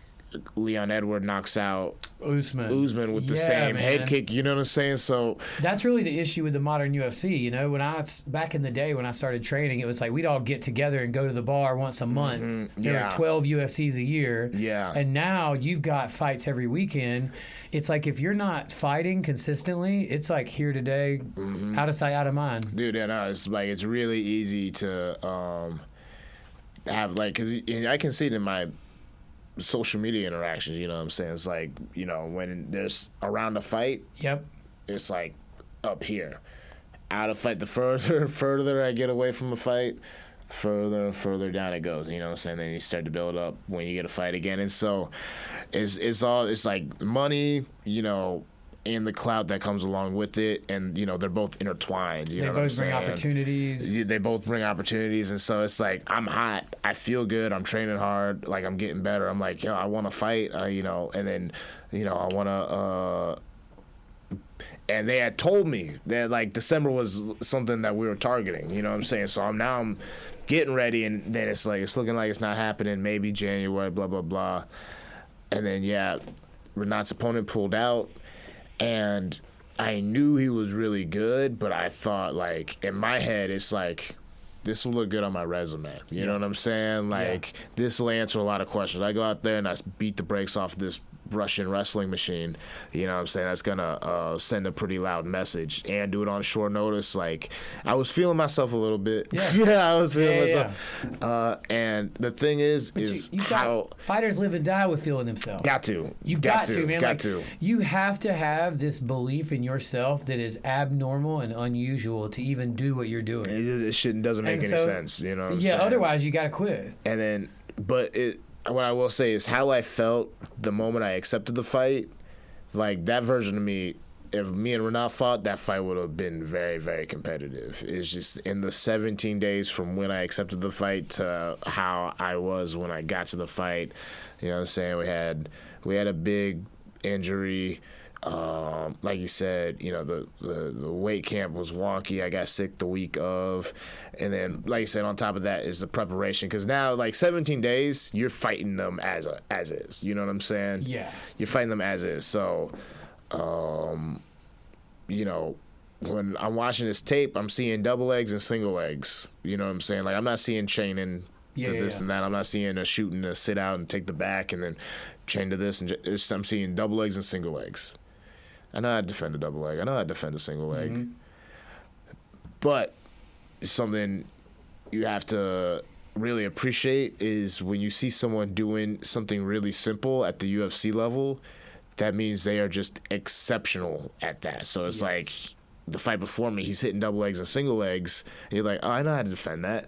It's not that the guy he fought doesn't know how to defend it as well. It's a really, really good single leg. Really, really, really good single leg. And so that definitely, like, the first double leg he shot, I was like, oh, okay. That didn't feel like any fucking double leg that's been hit on me. That's what a Russian double leg. Yeah, I was like, oh. And like, that's when a game plan really would have came into play, and we just didn't have enough time. Not only did we not have enough time to make a game plan, the game plan we did have was constantly changing because I was getting hurt, and so it was just sounds like a nightmare. Short camp. If it's a short camp, you kind of need things to go right. Yeah. You know what I'm saying? But what I will say is, once again, it was humbling, and we learned a lot. Learned a lot. What's one of the major takeaways, or is there anything you're changing from that? Because it's like, fighters, I feel like make the mistake of they have a bad fight, which could be a number of different things, how they were feeling, style matchup, but they'll lose, and then they want to change everything. Yeah. And it's like, that's not really, you only need to maybe change a slight thing. It's little tweaks, right? Facts. You know what I mean? Just constant little tweaking of things. But I'd say one of the biggest changes is my approach to grappling, because I had gotten so good at standing up you know what I'm saying, and creating scrambles and reversing and doing stuff like that, where I wasn't necessarily a submission guy, but it was like I felt, and I still feel pretty confidently that there's like, if I'm 100% healthy, that there's someone will have a hard time holding me down for 5 minutes. 100%. But with that being said, after that fight, you know, it's like, maybe I need to work on my sprawl. You know what I'm saying? Like maybe it's like, and so now when I grapple, it's like get up if I have to, but it's like I've gotten really, I didn't care if people, I guess that's what I'm trying to say. I didn't care if people took me down. Like I was like, if you take me down, whatever, I'm gonna just get back up, I'm gonna throw up a submission. Now it's like, don't get taken down. Don't get taken down. You might as well stop it at the first line of defense. Just stop it at the first line of defense. You don't got to worry about it anymore, you know. So that's probably the biggest thing. And then just this camp, not necessarily because of that fight, but I've just been really hunkering down on my strength and conditioning. I've noticed that. Just taking it to another level. So so at what point did you make the weight drop? Because you initially started fighting at heavyweight, we talked about that, and then it was 185 for the 205, then 185. Then 285, then 185 for the tough tournament. Yeah. And then now you're down to welterweight. And I'll be honest, when Coach Tom was telling me about this, I'm always kind of against like any extreme weight cuts. I'm just like, dude, I don't like it or whatever. But then after I saw you and I trained with you, I'm like, oh no, dude, this is it. This was a great move. When was it? What fight was that? That was Tekashi. So Tekashi was your first 170, and you're staying there. Yeah, I'm staying there. Yeah, do you belong there? No, I feel good there. How's the cut? Not too bad. The cut is, the cut is fine when all things. If I don't get sick, the cut's fine. It's like I think the cutting weight gets a bad rap because so many people do it bad and they do it lazily. And you have to do it scientifically. You have to do it scientifically. And if you don't do it that way, if you do it by some bullshit you used to do when you're in high school or in college or some guy told you, it's going to be a horrific experience. They're going to be carrying you out the bathtub and you're going to be dying. It's going to be bad. And then, like, because, you know, like, for example, one way I used to do is I used to cut weight throughout the week, you know what I'm saying? So it'd be I'd cut this much this day, this much this day, this much this day. And it's like, that's bad because it's like, one, you're just like, you're dehydrating yourself over the course of a week, you know, depleting yourself, and then your body's getting used to that state of being.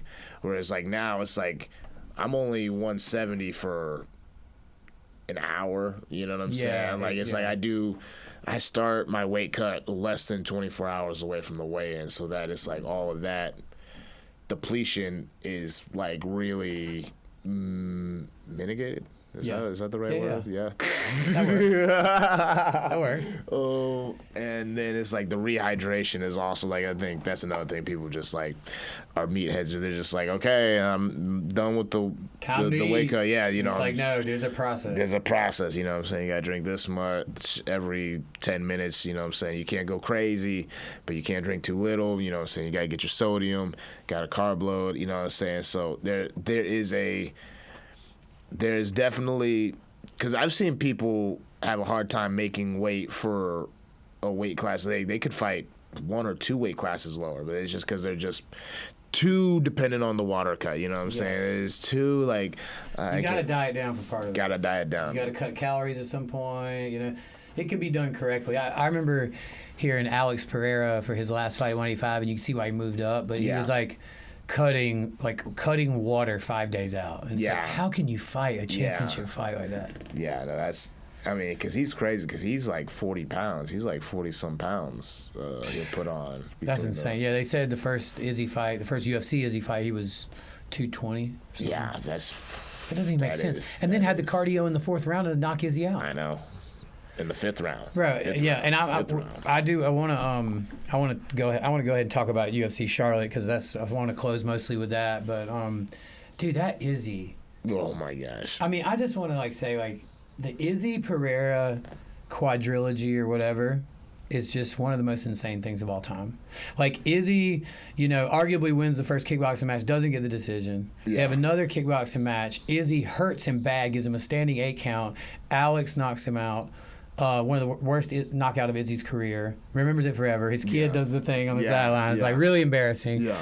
Then Izzy goes UFC champion. Alex goes glory double champ. They're both having tons of success. They go meet in the UFC.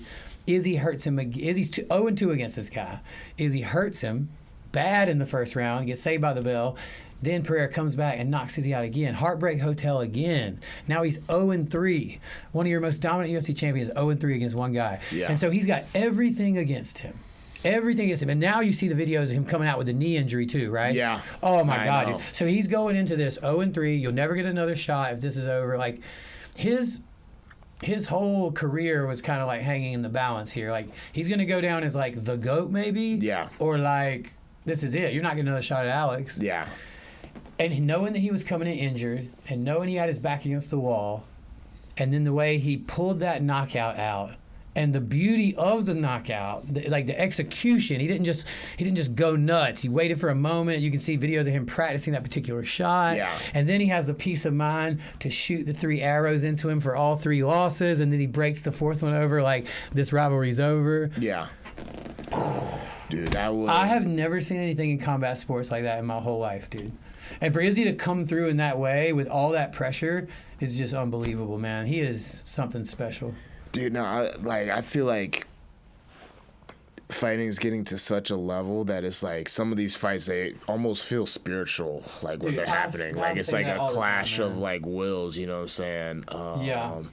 Because, no, that one, that really, like, I was watching it and that was really like something, a fictional story that someone would make up. Like totally Alex Pereira is a fictional character, you know what I'm saying? Like Stylebender is like a fictional character, you know what I mean? And So we got Courtney in. and like the fact that like you said, not only that they fought each other, you had that massive like, this person doesn't seem real, this person doesn't seem real. But then on top of that, you know, you have the whole history where you're just like, and then the conclusion to it, you're just like, he actually won. You know what I'm saying? Yeah. Like, and not only did he win, he won in the most emphatic fashion possible. And then like, in typical martial arts fashion, these two like career rivals like have these beautiful moments together where they're like giving each other respect, and it's like, dude, when I started watching combat sports at 21, I had watched stick and ball sports my whole life up to that. And when I started becoming like a boxing fan first, an MMA fan, I was just done with the rest. And it was just because, these guys, they put the ball in the hole and they go home. They go out together after the thing. Yeah. Whereas fighters, man, they got 3 times the shine a year max, and it is life-changing, the results. Yeah. UFC posts that thing all the time called the thrill and the agony. That is really what it is. Yeah. And if you've been in that position before and won a fight and everybody's hitting you up, and then you've been in that position where you lose a fight and it's crickets in your inbox except for a few people going, it's going to be all right. Yeah. It's just so different than any other sport. The stakes are so high. It's all about stakes. Yeah. The stakes are facts. so high. Like, in any moment, the fight could be over, your career could be over, who knows, right? It's just a very unpredictable game. And because of that, watching it, once you get into fight sports, it's just hard. Like, I watch other sports, I'm like, it's just hard to care. You know what I mean? Man, you know, the only sport I can really consistently watch other than MMA, because like you said, it's all about the stakes, right? So it's like the Super Bowl comes around, that's high stakes. That means something. Yeah. It's like, or really any playoff game, period, when someone's going home, you know what I'm saying? Yeah, or exactly. it's like, okay.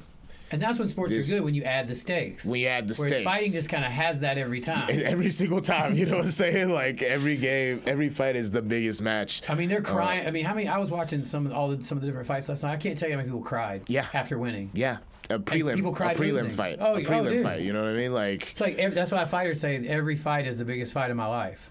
Because it's just like, it's so, because besides MMA, all I can really watch is like Formula One. I've really gotten to open wheel racing, Formula One and IndyCar. Dude, my buddy trains at the gym, Maddie. He's like my neighbor, and he's super into that. And he got Courtney, my girlfriend, to start watching the F1 show. Drive to Survive. Yeah, now she's into it. It's like, damn. I guess I gotta start watching though. The Drive to Survive is a really good, because that's how I was like watching some stuff, but then Drive to Survive like kicked it up intro. too. It is, because it's It's funny because after you actually start watching it, you realize how much of it's kind of like Formula One for dummies, because they'll say some shit that it, like, when they say it and you're not a race fan, you're like, yo, that was some really good insight. You know what I'm saying? You're like, that was really good. When you go back and watch it, you're like, well, duh, Captain Obvious. Like, you know what I'm saying? Like, it's like this.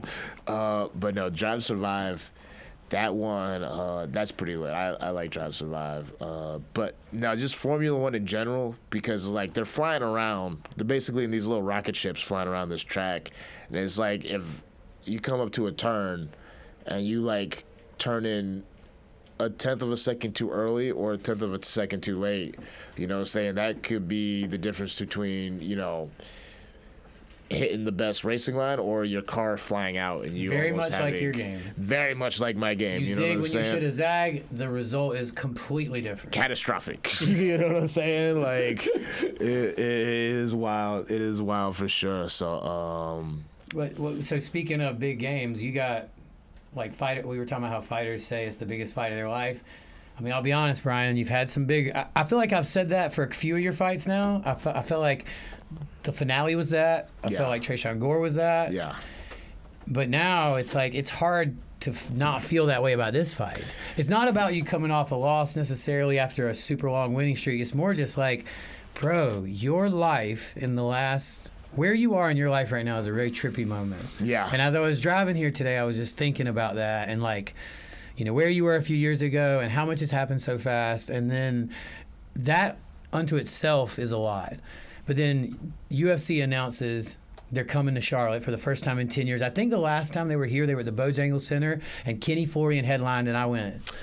They may have been here since then, but that's the one that I remember. There was a UFC fight night. I remember when they did that one, because they Florian did that Gomi. one. Yes, Takanori Gomi, yeah, Florian versus Gomi. I think they did Jacare versus Brunson. Oh yeah, Jacare versus Brunson was in Charlotte too. Yeah, you're right. But you're right about that. But dude, so they announced the UFC is coming back to Charlotte. And then when in the process do you kind of find out you're on the card, and did you ask to be on the card? I didn't know that. Probably didn't have to ask. I didn't even know that they were thinking about coming to Charlotte. You know what I'm saying? Because like I said, I had these dreams and, you know, fantasies about fighting in Charlotte. But, you know, I'm realistic. Like, UFC's a global brand. You know what I'm saying? Like, they're going to...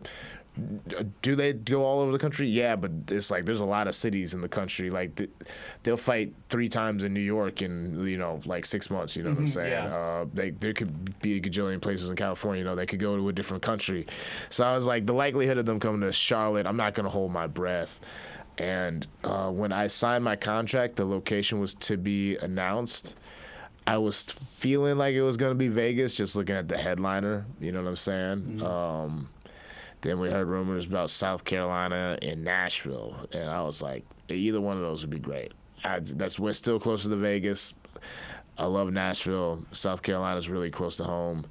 And I was actually, like I said, I was driving from Velocity. I had Benji with me because he had just got into a car accident, so he was fixing his car. But I was driving with him, and we were going to pick up my nephew. And he was like, "Oh, you're fighting in Charlotte?" And I was like, No. I mean, there's rumors of them being here, but you know, I don't think it's gonna be. He was like, no, and he turned his phone over, and it was the Instagram post from the UFC, and I was like, you know. So you already had your date. Yeah, I didn't know it was gonna be Charlotte. I had my date, opponent, everything. You already had your opponent. Everything. And then they're like, guess what? Yeah. Home game, baby. Yeah. I was like, I couldn't believe it. Dude, we're so psyched about this. Yeah, it's gonna be amazing. So how do you feel about?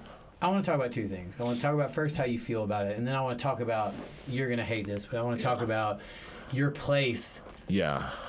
In Charlotte MMA kind of world, right? Yeah. So actually, let's do that part first. So there's been fighters from Charlotte. I train with Jordan Rinaldi a lot. Fights out of Charlotte.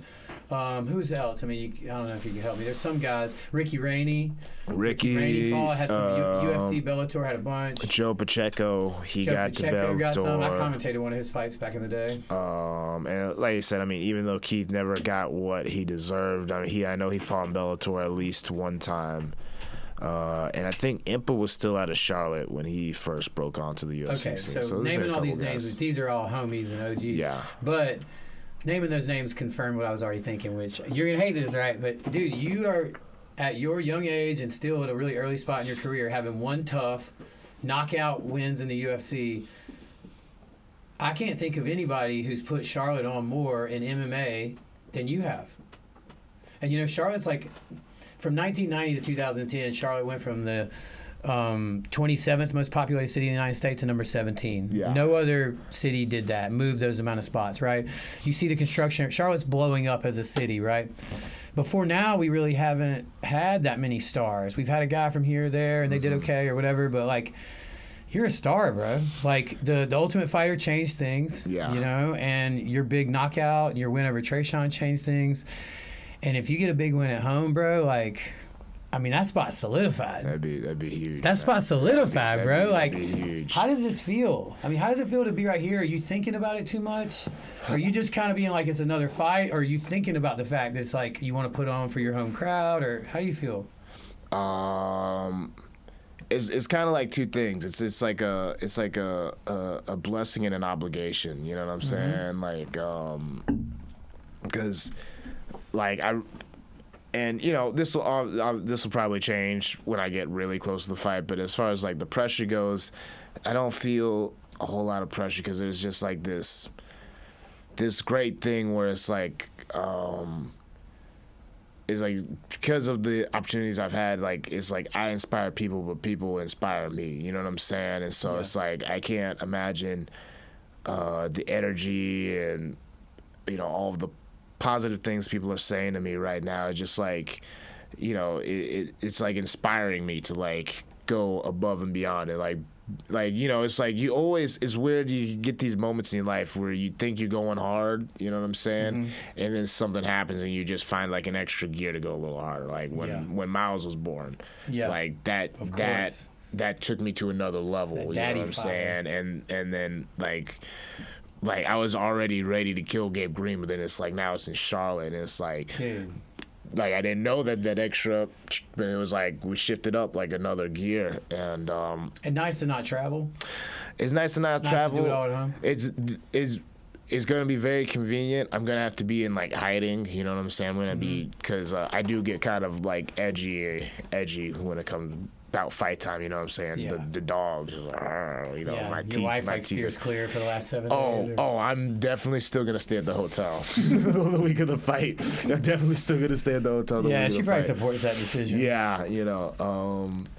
But and then it's like I feel obligated because the whole time I've been training, there's been people where I've seen them and I'm like, why don't you just do the damn thing? You know what I'm saying? Especially in my field. You know, I can't talk about all these other fields, but in MMA, there's been people where I felt that they were extremely talented, and you know, just people from this area don't feel like I feel like if you're fighting out of Charlotte, you feel like you don't deserve, or, you know, you don't feel like you're the same class of fighter as someone fighting out of, like, Florida or, you know, Vegas or California.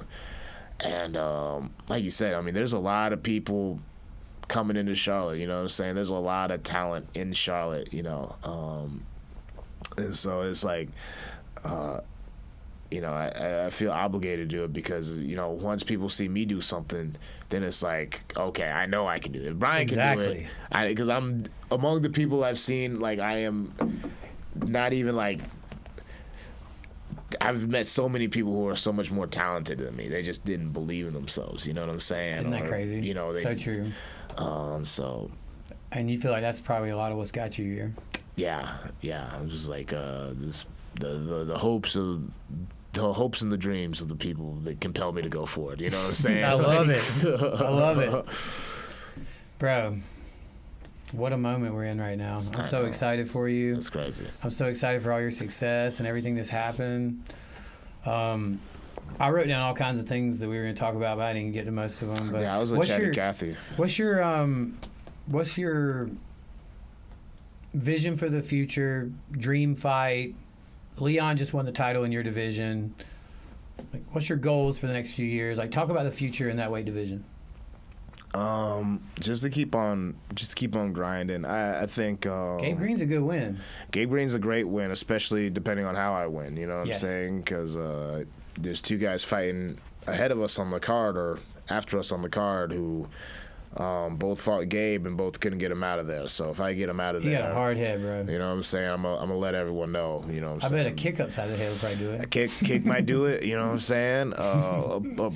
Maybe consecutive punches in the same place might do it. You know what I'm saying? There's a lot of Where are you fighting in the order of the card? Do you know? I'm pretty sure I'm a prelim. So So get there early. yes, get If you there got early. tickets, guys, get there early. It's going to be an amazing fight. It's gonna be magical. At the Spectrum Center. At the Are Spectrum there tickets Center. still available? There's definitely still tickets available. I don't know what. But you better get them quick. Yeah. You got people calling you? Yes, so calling and texting. Do you want to use this as a forum to tell them right now, stop calling? Don't call me. I don't have any discounts. Dude, leave the man alone. I had a couple of. I don't even. I shouldn't even say. I had a couple of tickets, but it went to my mom, my dad, and my wife. You know what I'm saying? I'll clip that up for you and we'll put it out. Yeah. It's like I do Leave not this man have alone, he's got any weight to discounts. Yes, I don't have any discounts on any tickets. I'm sorry. Fighters say that all the time when they fight at home. They're like, that's the only annoying part. Yeah. Everybody's like, what's up, homie? Your third cousin. What's up, man? Yeah. He was just like, hey, me, right? man. Yeah, it's like, bro. Like the UFC gives you 100 tickets or something. Or like, cause even Tom is saying people are like hitting him up, and he's like, bro, I'm not even fighting. I'm the coach. Yeah, he's like, I need a ticket for Brian. Yeah. Oh man. But anyway, man, I feel like we could just do this a lot. We should do this again. We should do it. Now that we broke the Yeah. seal, we can just kind of do it some We more. should do. Yeah, we need to do like a fight breakdown or something. Bruh. Like that. Yeah. This is what I'm doing right now in Yeah. my head. I'm whipping up something for Yeah, me we in need to here. do like a little fight A breakdown. little tandem. You know what I mean? By the next time, you're going to have a lot more hair. Yeah, potentially. I don't know. I kind of do the blonde. I like the blonde. thing. It's just like. It's pretty It's dope. like something I never anticipated, but it's like I feel, and it's not even as it needs to be a little bit more frosty. And you're not going to do anything crazy for the fight, not like turn a stripe green or anything like that? No, I'm just gonna let the black roots grow in underneath of it, so it'll have a little two tone. Nice. Thing going on. You know what I'm saying?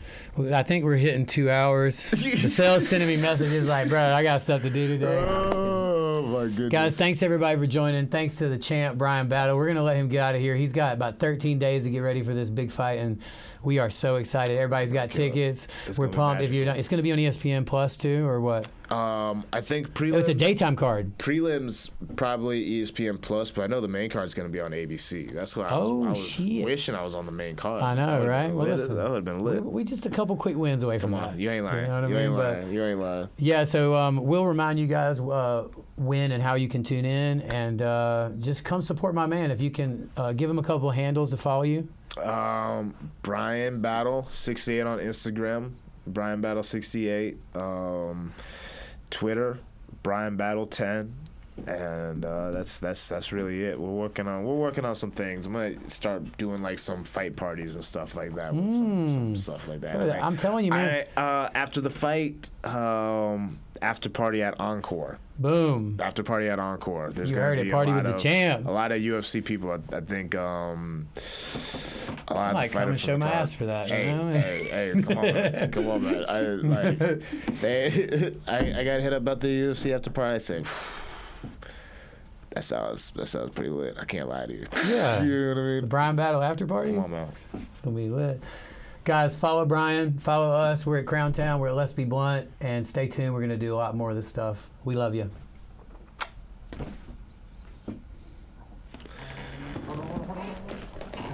Nice. Light the blunt, Bryan. Damn.